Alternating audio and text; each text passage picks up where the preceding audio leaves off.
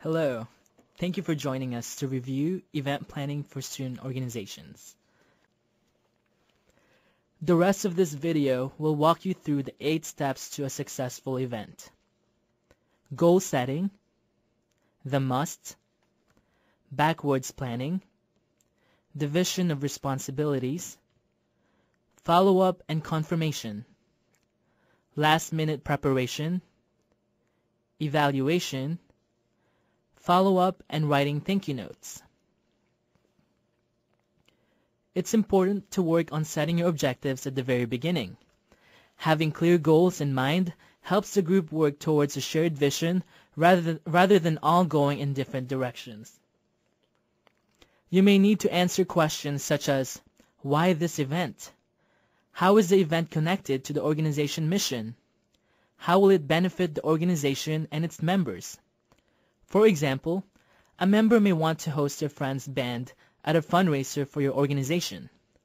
You may want to determine if the band has a connection to the mission, purpose, or population you serve. Also, what are you raising money for? The answers to these questions may help you to determine if this is the best way to spend your group's time and resources and how you can set your goals. Let's go back to the band fundraiser.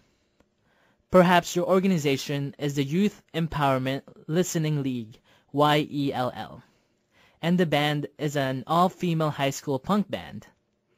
You have determined that the band fits well with your purpose and that you will be raising money to host the end-of-the-year awards banquet for your group.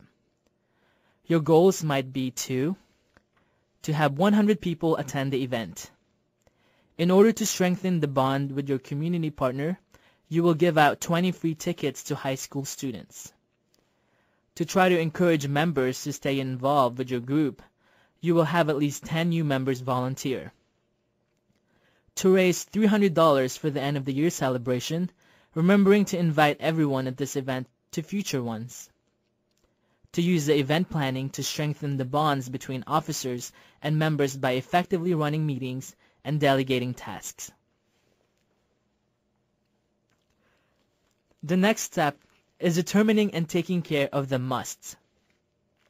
Often, people will attempt to begin the event planning before they figure out what these are.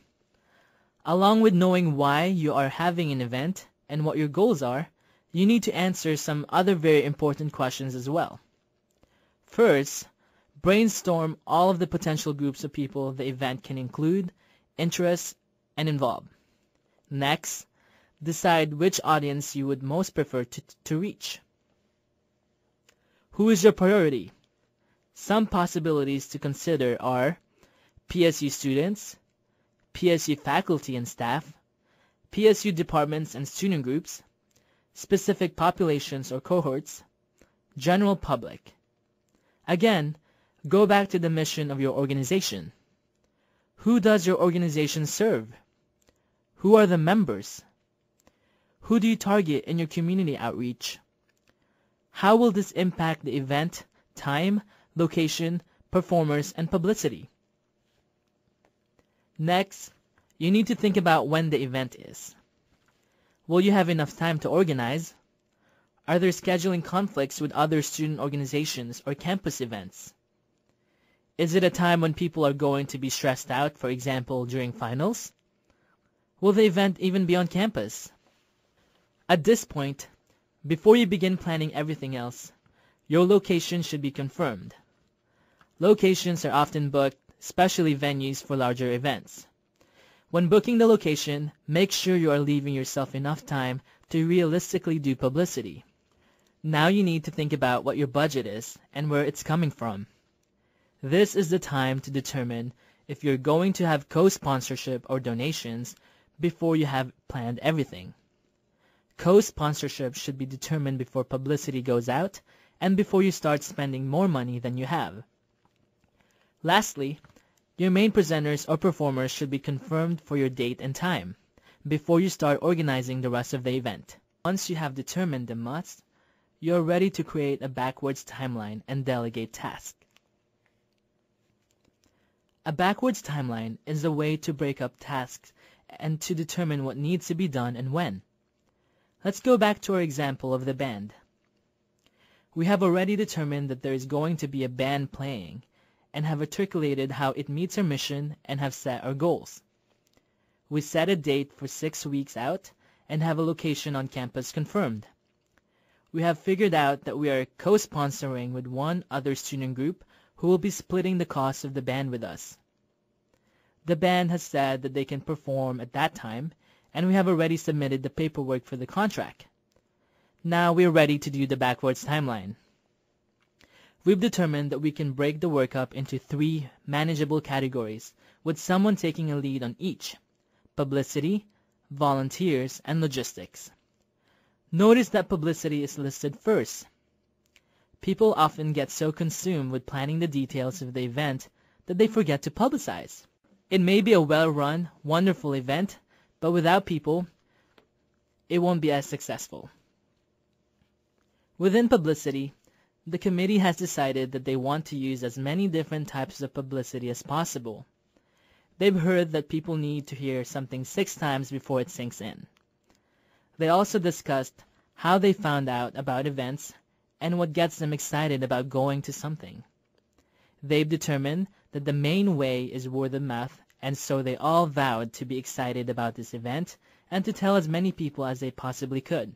They chose one of their more creative members to be in charge of creating the images and another member who is very task-oriented to get everything out.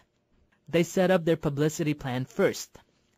People often spend so much time on the details of what will happen at the event that they don't think about how to get people there. One trick is to lead your backwards timeline with what you need to do for publicity. This group decided that flyers were a great way to remind people about the event, but the primary advertising should be through social networking such as word of mouth, emails, and Facebook. After all, that is how they hear and get excited about events they go to. They then filled in the other sections and designated who should be in charge of what. They knew that there may be things they were missing and agreed to have weekly committee meetings in which they could check in on what was accomplished, coordinate efforts, and revise the backwards timeline if they needed to. Delegation is another component essential to the success of your event and to effective leadership in general. 1 or 2 people should be the lead folks on the event. Their responsibilities include facilitating planning committee meetings, keeping the energy and excitement around the event high, checking in to make sure committee members are completing designated tasks, guiding conversations and decisions about the event, and being a link to the advisors and accountants and staff. Follow-up and confirmation is also an important step in event planning. You should make sure to build it into your backwards timeline and to remember to keep in touch with all the people and services that are helping to make your event successful. Last-minute preparations before the event can be a bit stressful, so you need to remember to ask yourself and keep in mind several basic questions. Do you have everything that you need for the day of? Signs, tape, paper, pens? Do you have to-do lists for volunteers? Do you have lists for yourself of things to remember? Does everyone know where they're supposed to be? Evaluation and reflection is the next important thing to consider. You should determine from the beginning how you might evaluate your event. Evaluation may be able to tell you what worked. How can you improve for next time? What did the audience or participants think of the event? Did we meet our objectives? Did people learn what we wanted to teach them? Furthermore, evaluation and reflection provides a way to pass on a history of what the group did for future leaders. The final step in event planning and completion is a follow-up, which includes reporting back to the entire student organization and anyone who helped. Remember to say thank you to all the people who supported your event, performers, or presenters. This helps when you approach them about the next event. Once you've looked over the attached links and documents and reviewed all the information thoroughly, go ahead and take the quiz.